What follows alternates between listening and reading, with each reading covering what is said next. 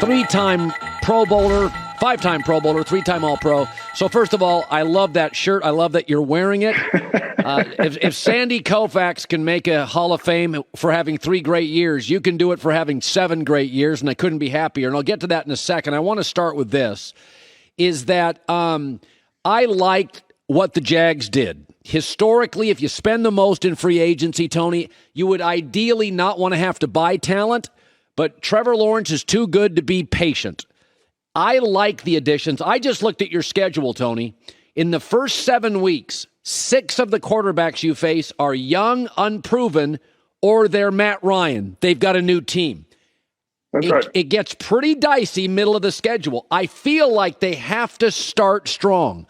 Are you concerned with all these new pieces that's a big ask? Because if you look at that schedule, there's some W's up front if you get it together quickly. Yeah, I agree. I think this team needs a fast start. And they invested a bunch in free agency, which ultimately you don't want to be in that position because you want to grow through the draft and have 1 or 2 key additions. But they've missed too much in the past on the draft. So they had to spend some more money than they probably wanted to. But Colin, I think the biggest addition this offseason is Doug Peterson, by far. Better than any free agent, better than anything else, because the level of dysfunction last year was off the charts. And Doug Peterson gives them a real head coach who knows what it looks like. He's won a Super Bowl. He was a player. It's night and day around there with Doug Peterson. And I think he's good for 3 to 4 wins over the Urban Meyer situation last year. So you've been to practice. I'm a huge Trevor Lawerence fan. I think I've been with him twice in person, once at a dinner and just once watching him. There's a maturity about him, and he's a very soothing presence. That's the first thing that jumps out when you meet him. He's just very calm. He's very franchisey, right? Like you can feel it. What are they going to ask him to do? What's the offense going to look? Is it 4 wide? Is it going to be hurry up? When is he the most effective, and how's Doug going to use him? Well, I think he's probably most comfortable still out of the shotgun. That's where he spent his whole career in Clemson. And watching practice, I think they're going to be multi-formation, a little bit of West Coast. That's where Doug comes from. Try to get the ball in playmakers' hands and protect Trevor. He was one of the most hit and pressured quarterbacks in the NFL last year. So, and they got Travis Etienne. He's looked really good in camp. So hopefully the run game gets going a little bit. But as you know, it revolves around the quarterback, and their success revolves around Trevor Lawerence. And he has a maturity. And the hope is you kind of stabilize everything else around him in the franchise, because that wasn't the case last year, and let him just focus on playing quarterback. Because he had so much other stuff going on in that building that he ended up being the leader of the locker room, which says a lot about a young rookie player being able to do that. And I'm hoping that the noise goes away. Doug gets him focused on just playing quarterback, and I think he's having a great year. So I don't know what the heck the Patriots are doing. I do believe as the league pivots to offense, and that's why I really think the Jags did. I didn't like what the Bears did. Defensive coach. I like what the Jags did. Offensive coach. We're going to go spend some money on offense. We're going to protect this kid. And I really like what they did, and I think in that division they can be a viable team. I look at the Patriots. They got Matt Patricia and Joe Judge calling plays. I've always felt like offensive coaches, Peterson's a great example. They've played offense. They've lived offense. There is a sensibility.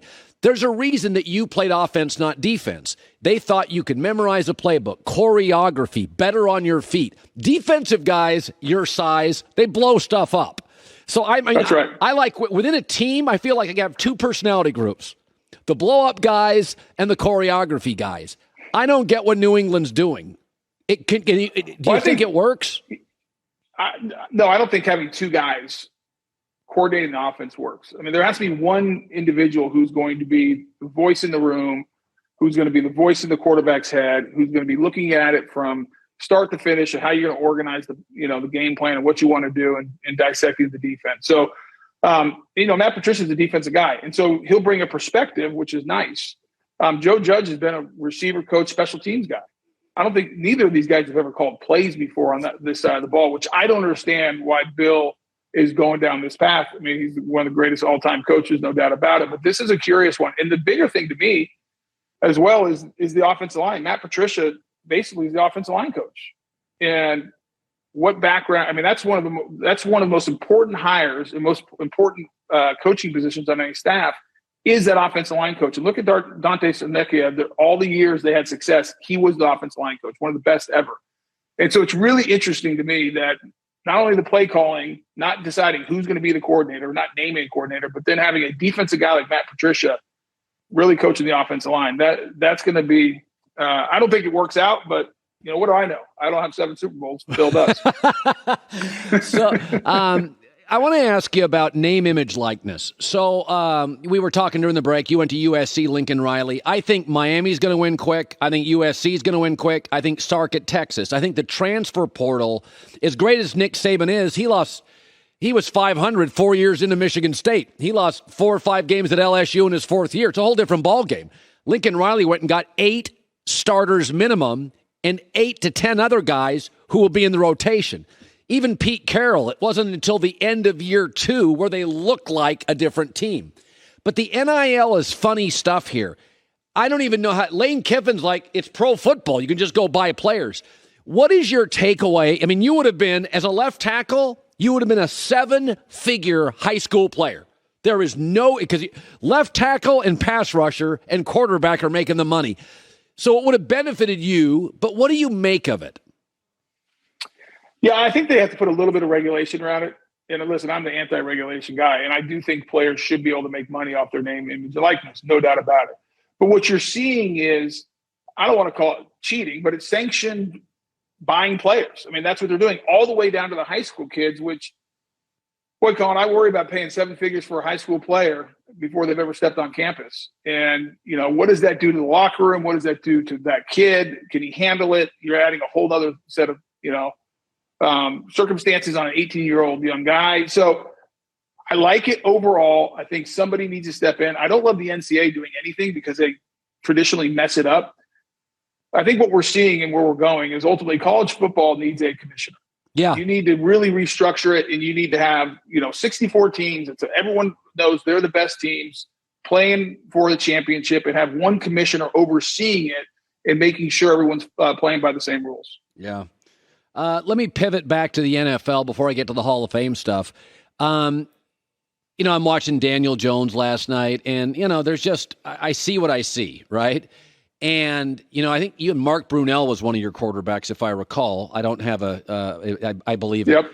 And I watched him. I watched Mark's first start as a college quarterback because I grew up in the Pacific Northwest.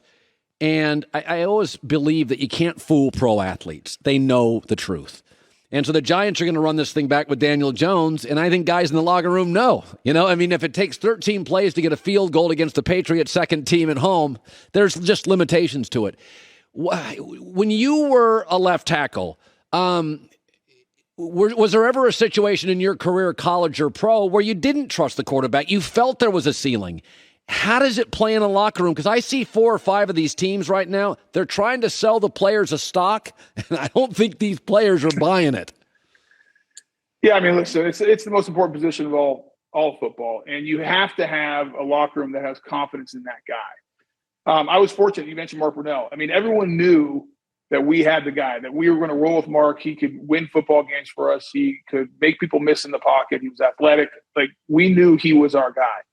And it's interesting, when all of a sudden the backup comes in or someone else comes in, what happens is everyone realizes, hey, I got to do more.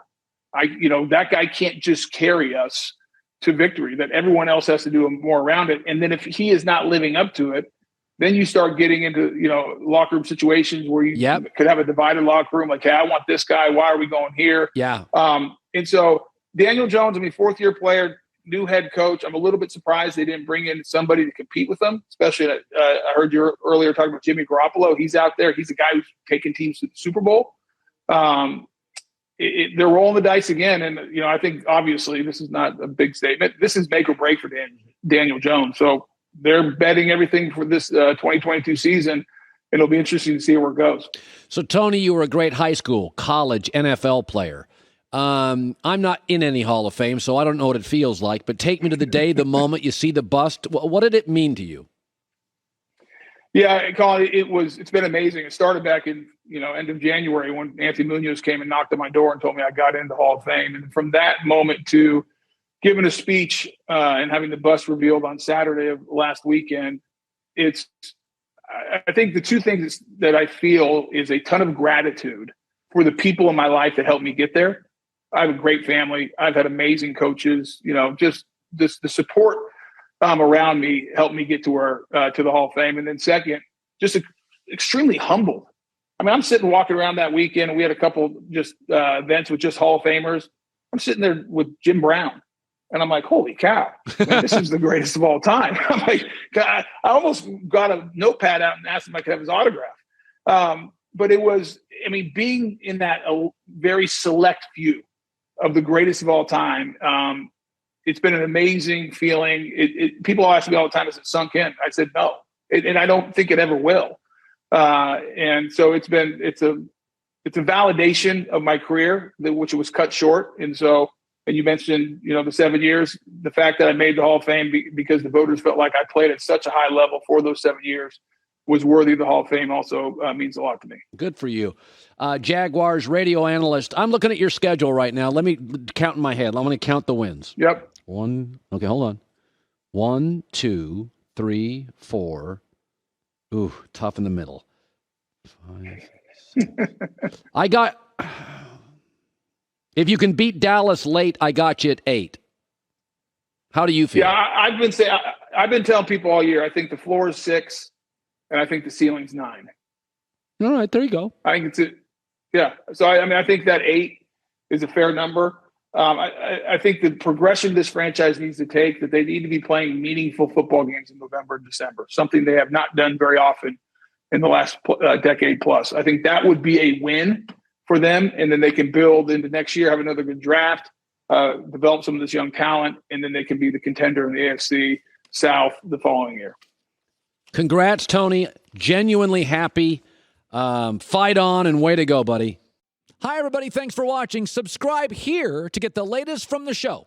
Also, be sure to check out more of the best clips from The Herd or go watch a few segments from other shows on FS1.